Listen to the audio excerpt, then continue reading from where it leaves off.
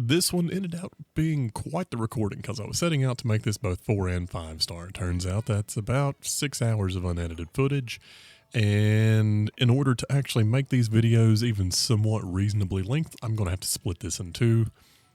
So you'll see whether I've decided to do episode 2, part 1, or we're going to go all the way through the Legia Cruise hunt in this one. And I'll give a couple tips for the different quests along the way in that. And otherwise, we'll just kick back and enjoy the journey. So one thing that I'm remembering now, like playing back through this, is that in the more modern games, it's really, really fast to burn your way through low rank. Like they really do start sort of treating low rank as the primary means of delivering a sort of tutorial. That wasn't quite so true back at this point in time. The quest still took a minute. They're not hard. Like most of these only take 10 to 15 minutes to beat, with one exception or two here and there. But they definitely take a lot more prep work and a little bit more time than what the typical low rank fight takes in things like Wilds or World, or even Sunbreak to a degree.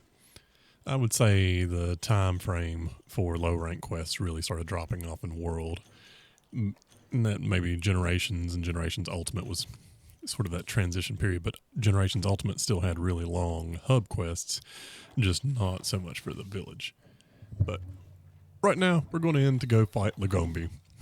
Not a terribly difficult fight, but one of the first ones where we actually need to use hot drinks. Now, keep in mind, low rank, you get ample supplies in that supply box at the beginning. Enough stuff to really be able to do most of the quest other than bringing in a couple extra health potions. Lagombi here is kind of like a slightly harder version of Azeros, where Azeros only really swipes at you and sits down. Lagombi has a couple other hits, but otherwise the Snow Bunny's really not a terribly difficult fight. He's kind of a cool little creature when he pops up. The things that you can break on him are the normal suspects, like you can break claws, you can break his ears, and where he has such big ears, he's also susceptible to sonic bombs. Although, from what I recall, there's not really a whole lot of times to use them that it's actually useful to do so. So, see, there's his forward swipes and whatnot. We're really only waiting around to see a couple unique things from him that Azeros doesn't do. That being one of them. He does little slides that'll reposition him kind of quickly, and he chains them together in low rank, not really super fast from hit to hit, but when you get to high rank or when he's enraged, he'll actually chain those slides together really, really fast.